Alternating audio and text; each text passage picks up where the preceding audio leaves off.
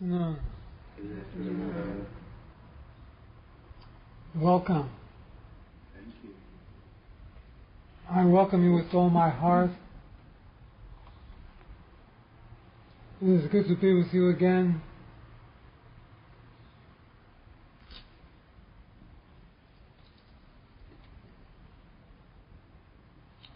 There are a few new people here. Let me remind you, I am not a preacher.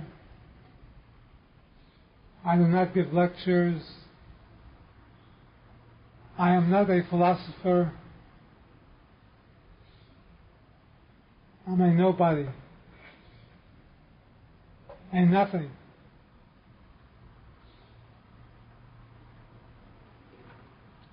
Yet some people call me Robert the Ego Killer. You heard of Jack the Giant Killer?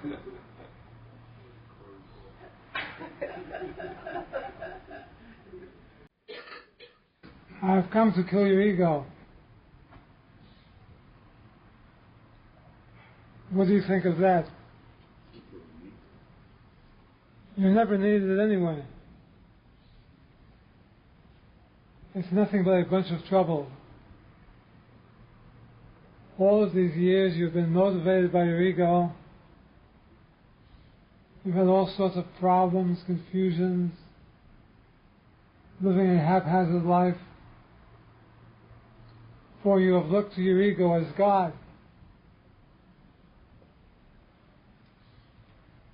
You have allowed your ego to lead you astray, to make you believe that you came to this earth to become prosperous and rich and happy.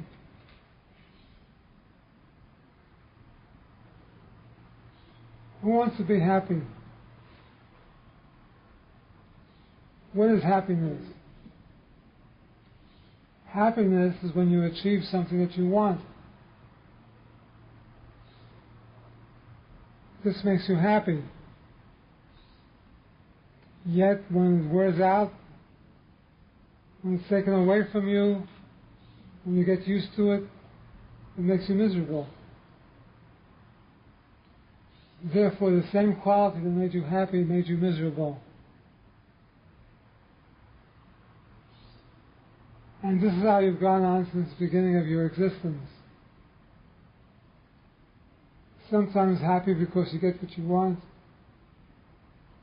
Sometimes miserable because the happiness never turned into what you desire, what you thought it would be. In other words, you're like a yo-yo. You go up and down, looking for happiness, searching for happiness. You think you find it, then it betrays you, and you become miserable. So the question is there a way to have real happiness that is unchanging? Is there a way to have unalloyed happiness? Uninterrupted happiness that has absolutely nothing to do with person, place, or thing? The answer is yes. As a matter of fact, the happiness that I'm referring to is your real nature. This is what you really are. Happiness, true happiness,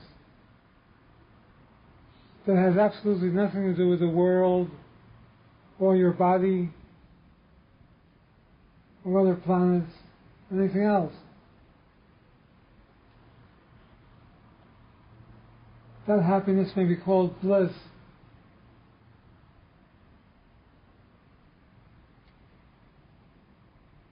Total joy. All you have to do to achieve this happiness is to kill your ego. It sounds like a hard job, but it's not. You destroy your ego by beginning to live in the now. by letting go of the past, not concerning yourself with the future, and living in the eternal now.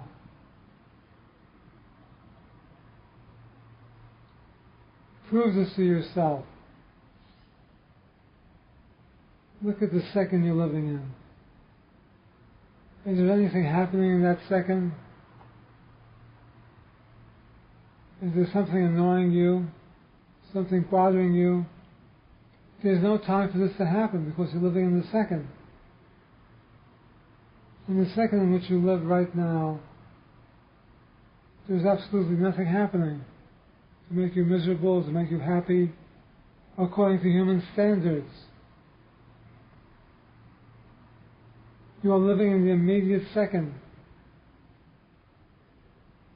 Now what if we were able to take that second and expand it into eternity, into infinity? This would mean that you would be forever happy, forever at peace. But most of you begin to think about the past, you begin to worry about the future. You think about your past experiences, you bring them into your present, and spoil that second. Why do you do this? Because you've been brainwashed. You've been hypnotized. You've been led to believe that you are a body living in a world, having to make things happen for survival, going through the life, working in a job, coming home watching TV. Can't wait for the weekend to come so you can get drunk. You can go see a movie. And this is your life. This is the kind of life most of us live. What if I told you there was another life? A life of such peace,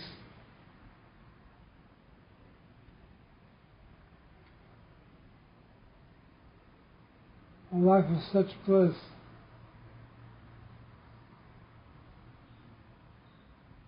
that will always be yours. Yet what do you have to do to achieve this? Again, you have to kill the ego. You kill the ego by stopping the thoughts. You have to stop thinking.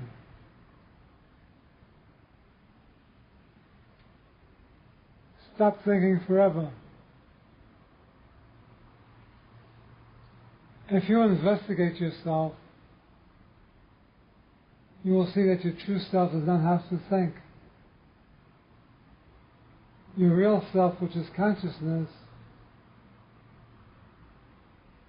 just is. It is not this or that.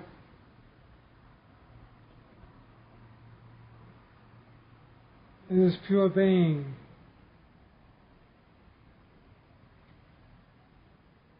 There is no interpretation for this. It has nothing to do with you and your affairs and your life. It is the substratum of all existence. It is the background of all of your ideas, your feelings, your emotions, your beliefs. It is like a chalkboard. You draw pictures of images on the chalkboard, and you get involved in the images. The images always change.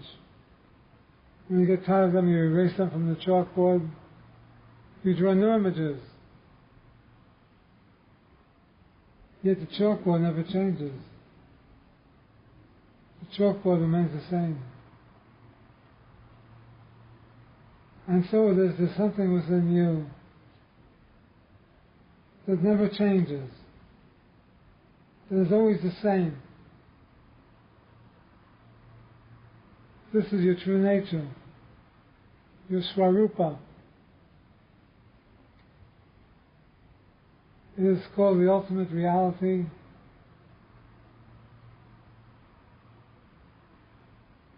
It is called pure awareness. It is called by many names. You may also call this God.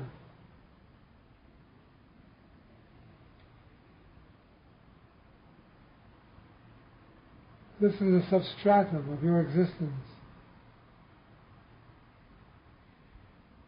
When you let go, when you begin to forget about your image as a human being, when you stop thinking about your affairs in the world and its affairs, the true self, which is the substratum I'm talking about, comes into existence, comes into play. It begins to make itself known. And you begin to disappear. What you believed was important, your meager existence, begins to take a back seat, and the true you, the true self, prevails. This is what ensues when you begin to drop your thoughts, your belief system, your preconceived ideas, your concepts. All of these things must go if you want to be yourself, the happy self, the uninterrupted, happy, blissful self. What are you willing to do about it? You cannot go on the way you've been going on. If you wish to experience this beauty, this unparalleled joy, you cannot continue the life you've been living. There has to be a total and complete change. Everything that you have picked up since you were born has to become transcended and transmuted.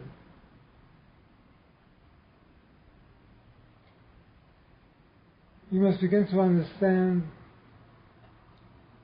that it is your mind which has created the universe, the world, and your body.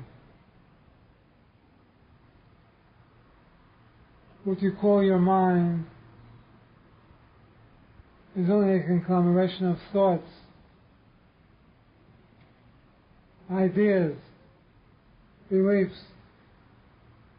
This is what we call the mind. It is this mind that makes us forget our real nature. The mind and the ego are synonymous.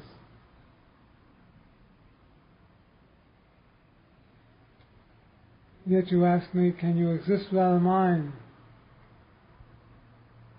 Can you function without a mind?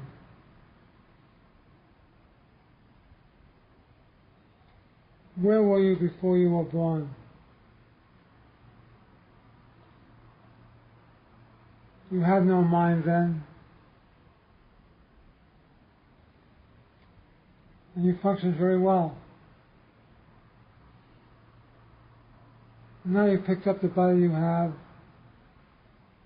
and you are forgotten that you are not the mind nor the body, and you live a bodily existence.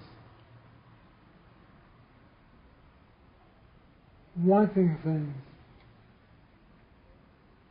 having unnatural desires,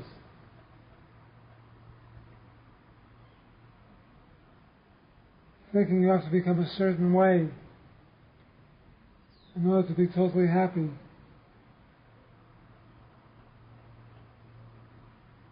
Really, there's nothing to do, nothing to become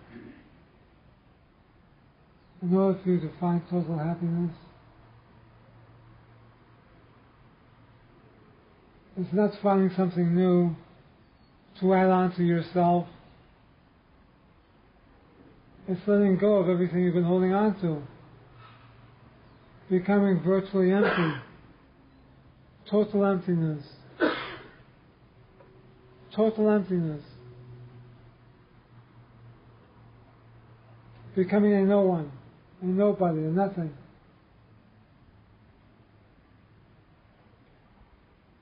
Allowing all of your preconceived ideas and your conceptual thinking to dissolve.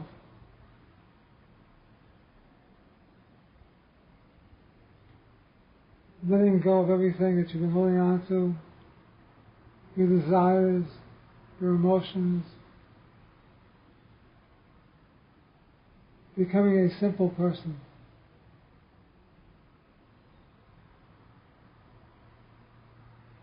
Not worrying about the future.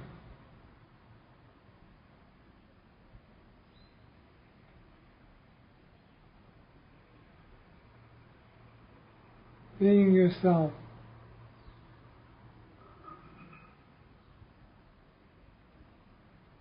Absolute reality.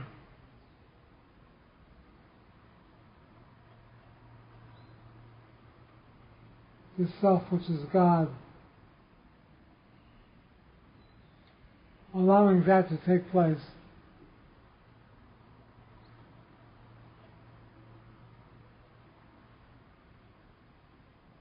Forgetting about time and space.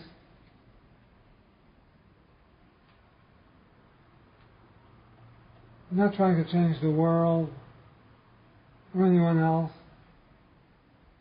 Not even trying to change yourself.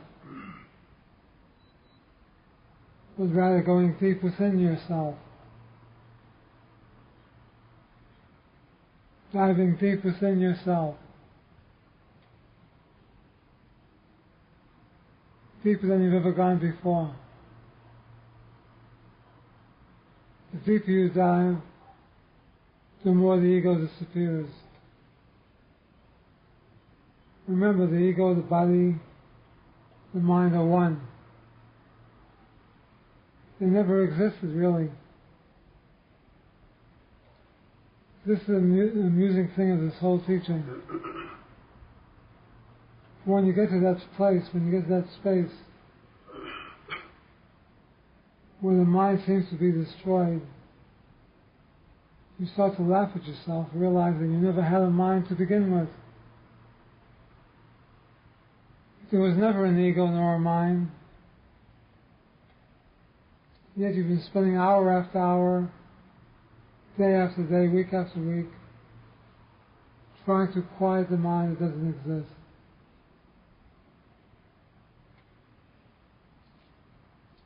Why do you do this?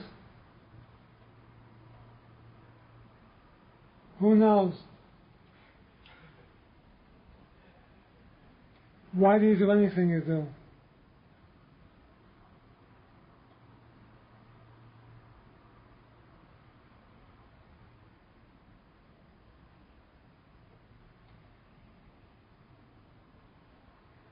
It is your business to do the right things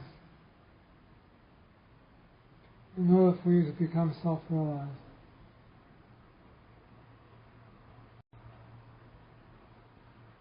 You begin this when you get up in the morning. When you first get out of bed, you first open your eyes. You can ask yourself the question, who am I?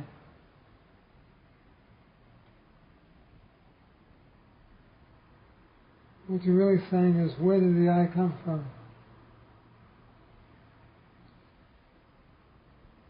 Where did the I come from?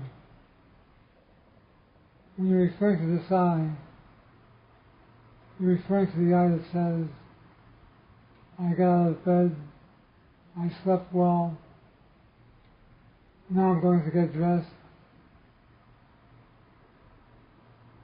That is the I I'm referring to. Inquire within, where did this I come from? Who am I?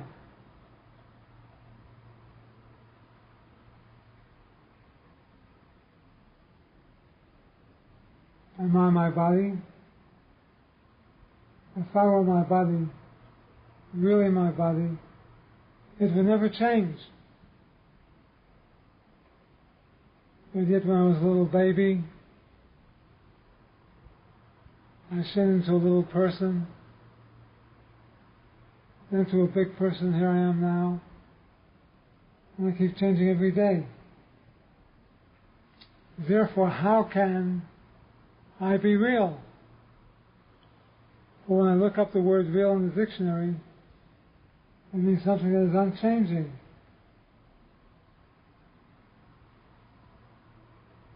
Something that is never changes, something that stays the same. So I cannot be my body. Am I the mind that thinks? Again, I cannot be the mind that thinks. For the mind keeps changing itself every second, bringing me different thoughts.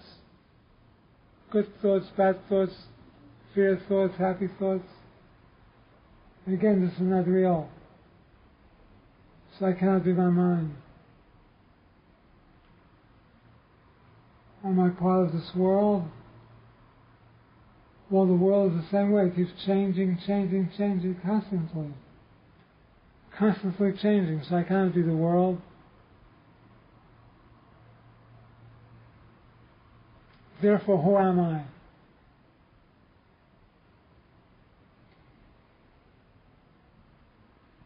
Do not answer that question. Just ask it.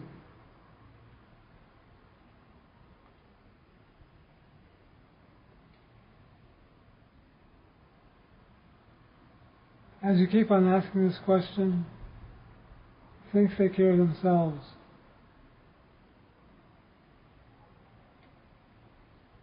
As you go through your day,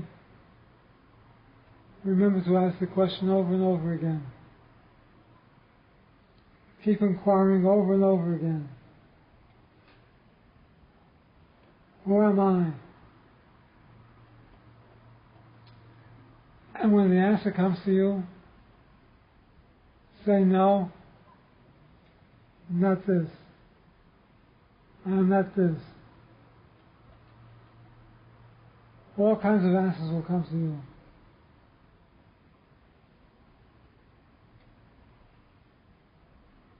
Your mind will tell you, you are a man, you are a woman,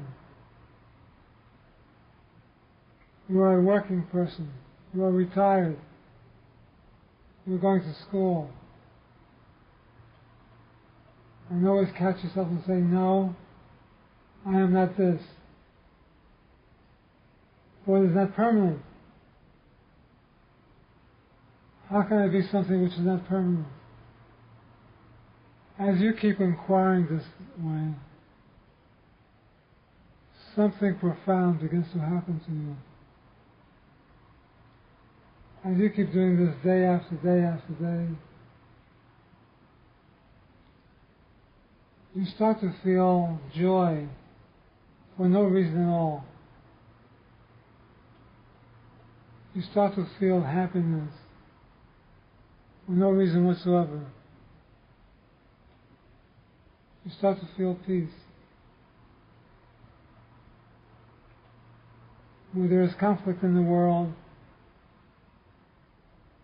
man and humanity to man, there may be conflict in your life, but you begin to feel peace. For the inquiry that you are doing is putting an end to the mind, to the ego, little by little by little.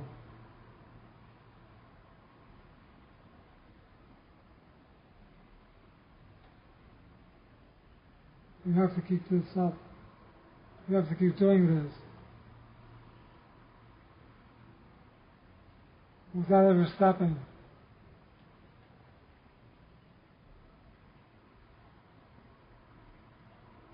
As the thoughts come to you, as your mind is full with thoughts, you ask yourself, to whom do these thoughts come?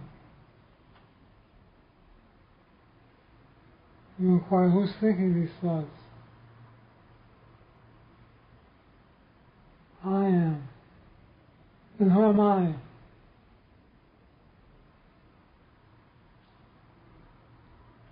Do not try to analyze this.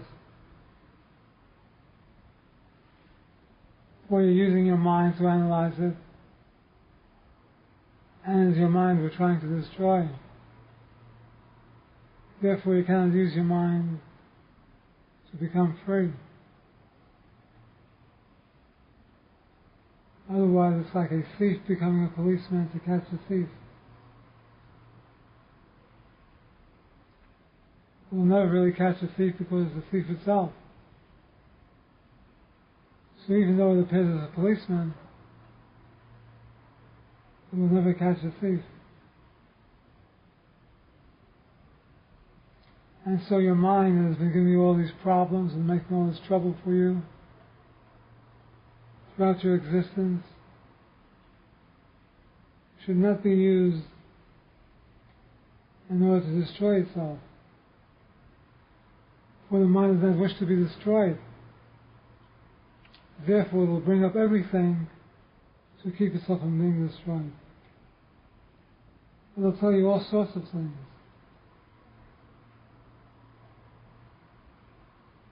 Do not react to them. Do not be frightened of them. Merely observe them. Smile. Ask yourself the question, to whom do these thoughts come? I'm thinking these thoughts that come to me.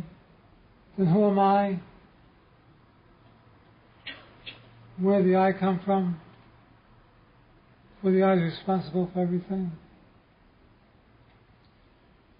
This I is only a thought. This I is an idea. It really does not exist. If it really existed, it would never be able to be destroyed. But because it doesn't exist, by inquiring where it came from, it will go away, it will disappear. And only the self will remain.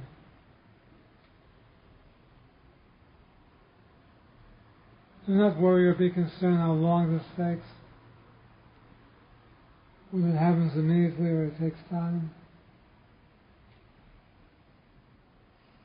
Just do it.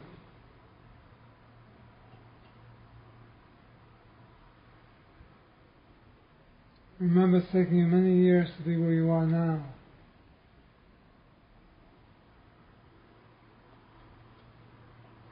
Therefore, do not question time. Live in the moment, forget about everything else.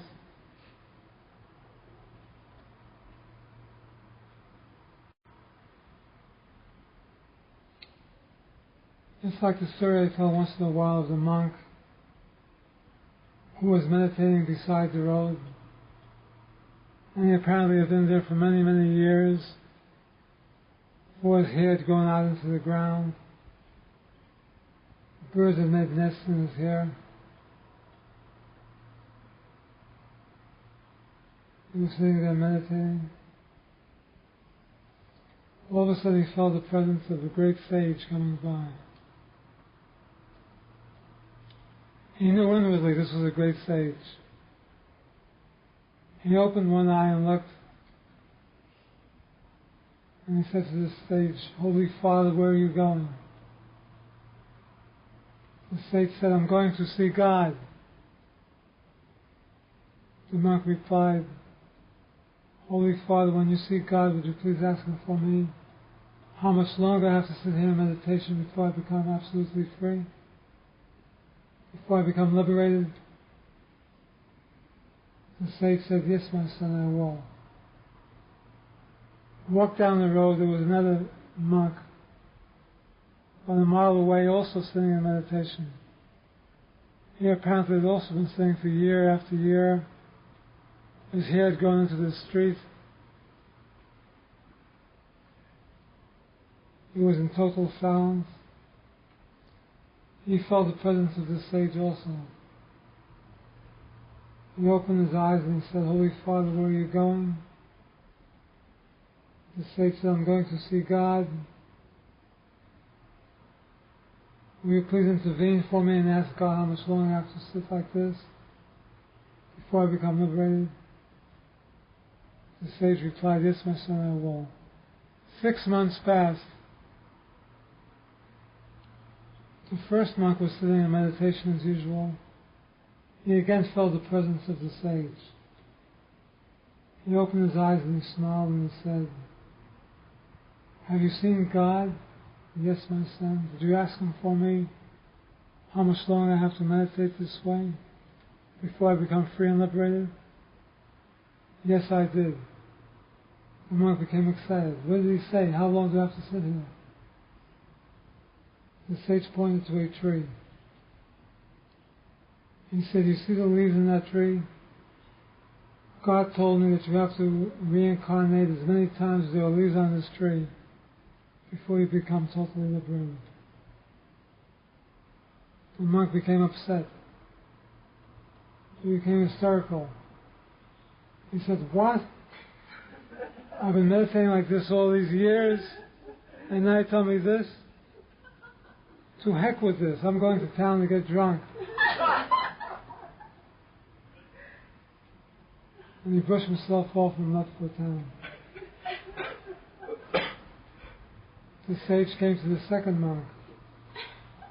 Again, the second monk felt his presence, opened his eyes, asked him, "Holy sir, did you ask God how much longer I have to sit here?" The sage told him the same thing. "Yes," he said, "you see these leaves on this tree? You have to reincarnate as many times as there are leaves on this tree." But this monk reacted quite differently. He started to dance and to sing. And he said, "Thank you, God, it's only one tree." And the sage said to him, "My son, you're already free."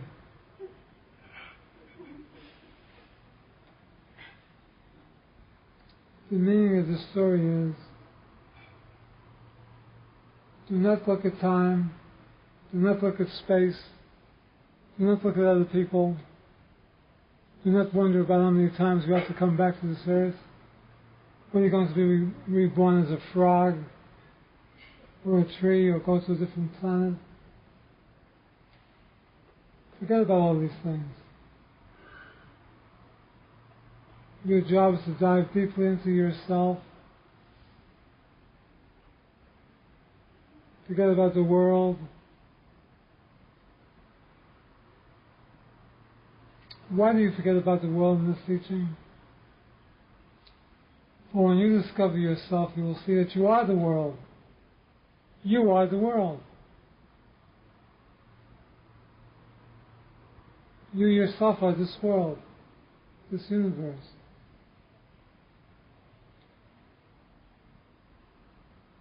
The self is all-pervading, omnipresence, and you are that. Therefore, when you become a peaceful person, a happy person, a real person, a true being, the self, what will you see? You will see the self, you will see a mirror. You have become a mirror, and the world is a reflection of you. Consequently, wherever you look, you will see yourself. And what is yourself? The happy being I was referring to. The peaceful person I'm talking about. You are that. So wherever you look, you see yourself. And this makes this world a beautiful world in which to live. We are creating a world of peace and harmony such as yourself. This is why in Advaita Vedanta we do not look at the world, for we realize we're only seeing ourselves where we are. If you see problems in this world, if you call this a mean world, something wrong with this world, you're just seeing your image. This is you. So change yourself. Not other people, not the world, but yourself. Do what is necessary to become totally free and liberated. For I fool you not when I say, you are the absolute reality. You are Satchitananda. You are ultimate oneness. Nirvana. You are the Buddha. You are God. You are free. You are that.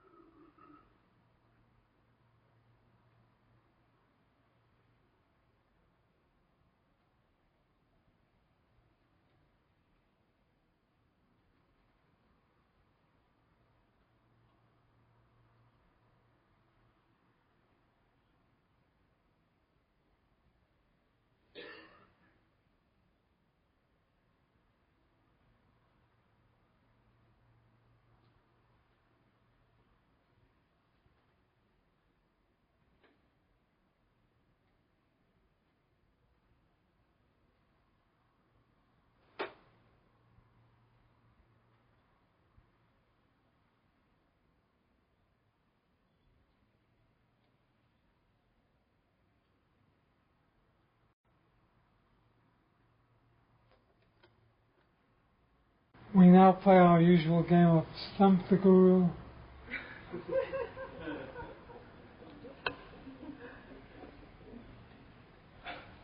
We have our stump of bread. I'll talk the question.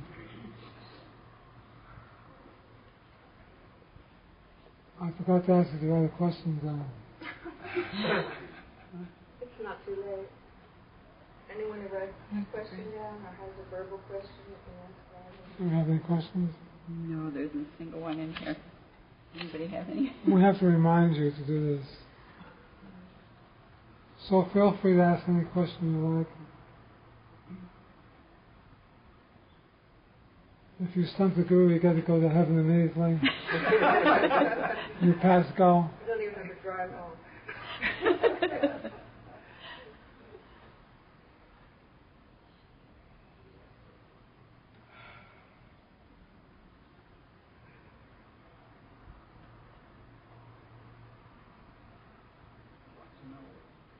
Question I have to ask you to stump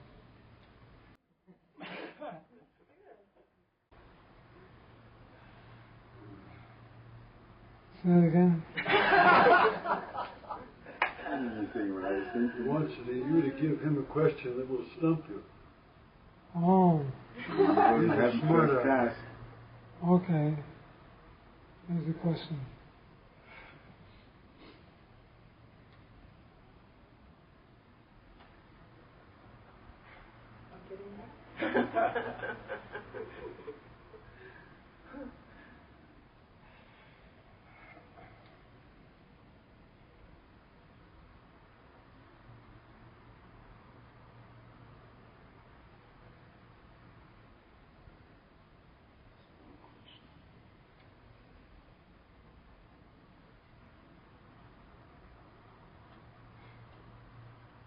Fred, is there anything interesting happening in the Bible?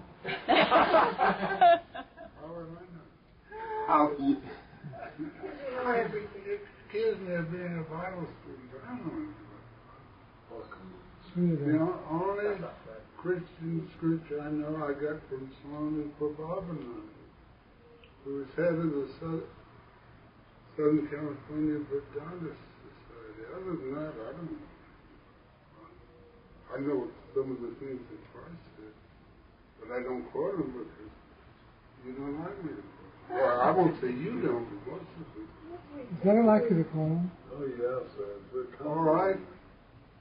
Be ye perfect, even as thy Father in heaven is perfect, which is just what you've been told. Is it not? If you say so. Thank you. You would have taken Save the day. No time for false modesty.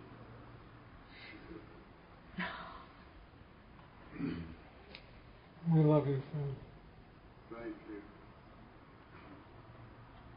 I was thinking about something. When I was a Unitarian, we had a wonderful minister.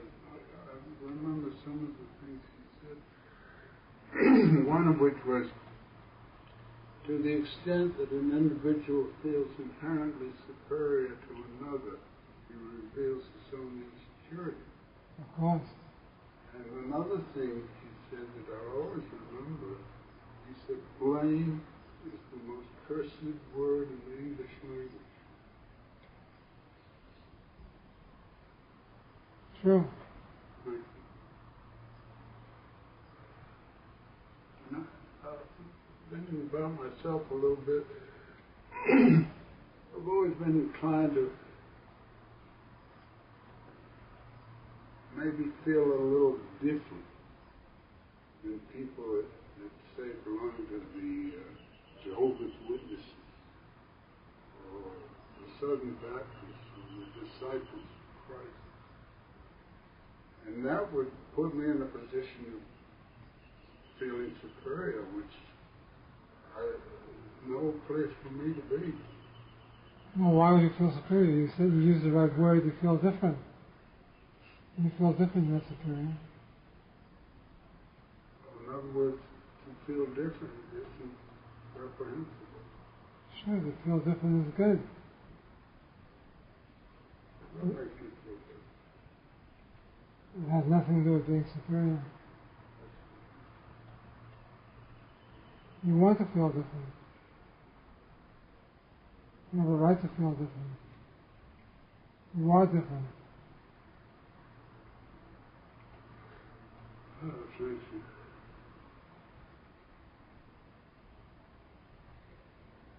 Really is there.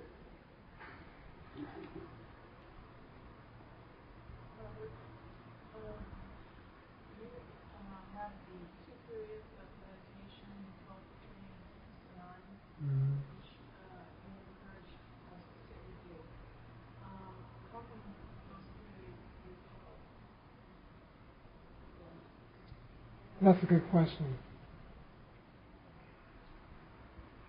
When I sit at those hours,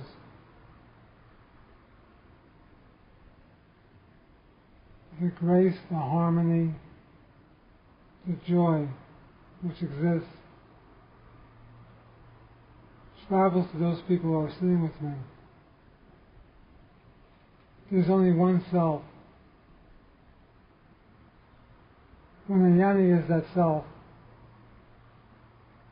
and sits in those periods of time, anywhere in this world or this universe, whoever sits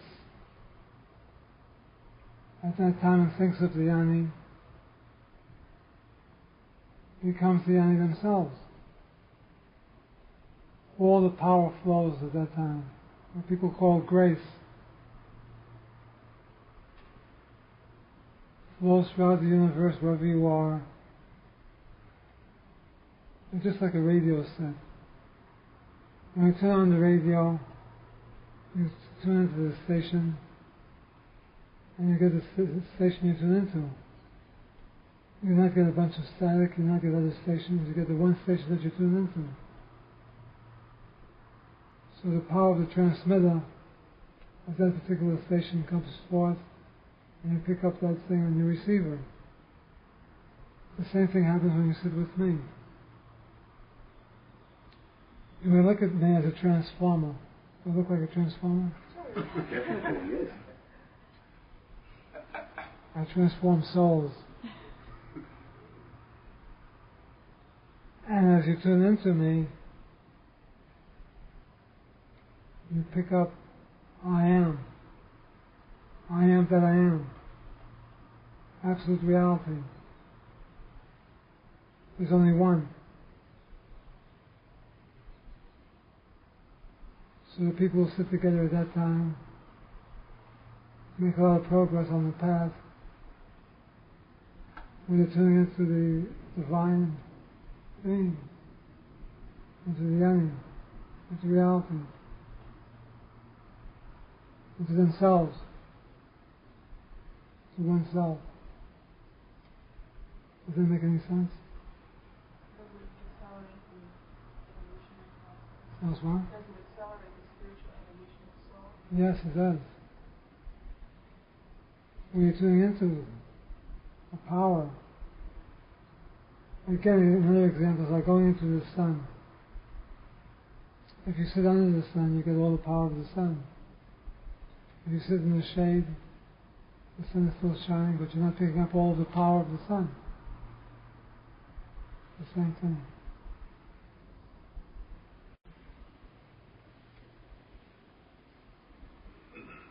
We have a beautiful reading today.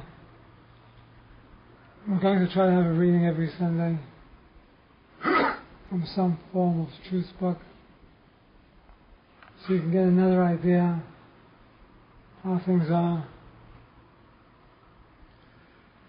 When Mary's going to read is from the Ashtavakra Gita.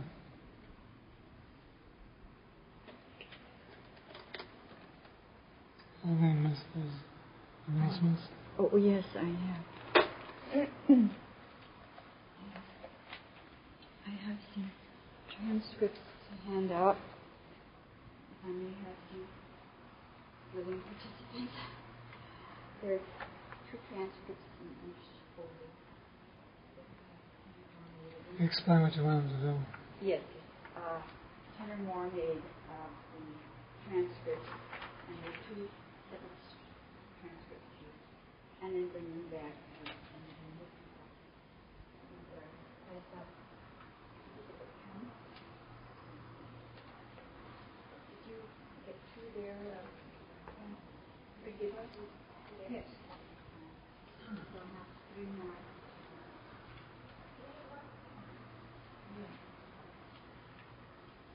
Thank you. One more.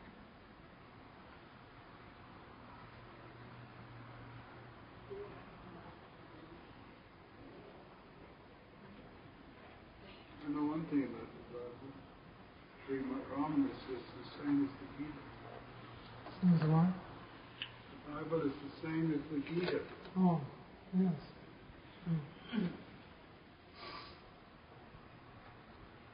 Somebody asked him, should we read the Gita? And he said, always. And they said, how about the Bible? He said, the Bible is the same as the Gita. And the guy said, well, the Bible teaches that man is born in sin. And the Master said, the man sense is sin. The I thought. The ego. Separation. Thank you. Thank you. We have no prasad today, so we can't eat. Oh, saved. You blessed it. Okay. And no self-prasad.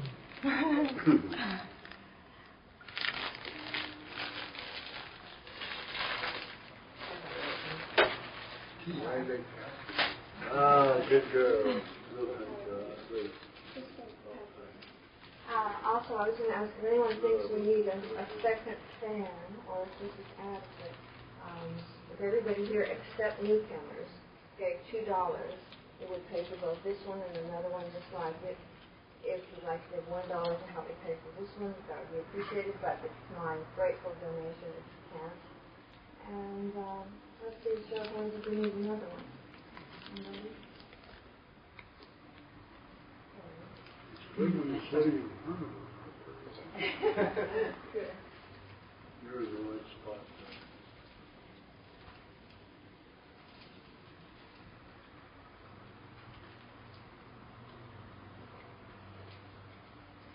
How can there be a master or a fool?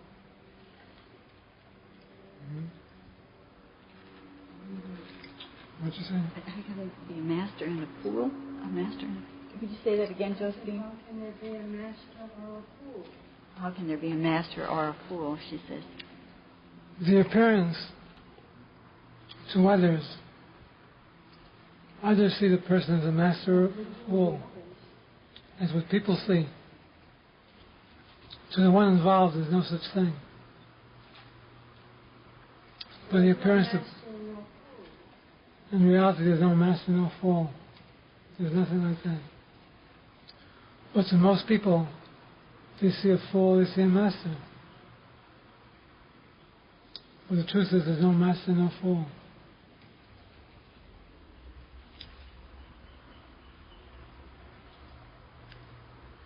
There's only the self, and you are that.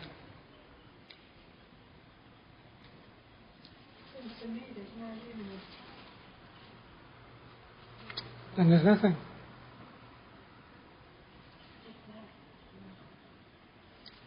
Whatever it seems to you, that's the way it is.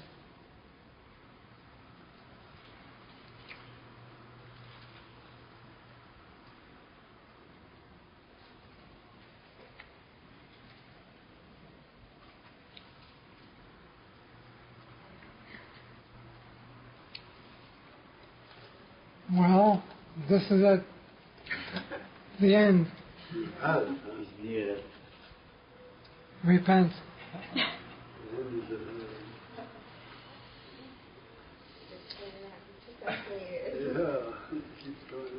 Thank you for coming. I enjoy being with you. Remember to worship yourself, to pray to yourself, to bow to yourself, to love yourself. For God dwells in you as you. Om Shanti, peace.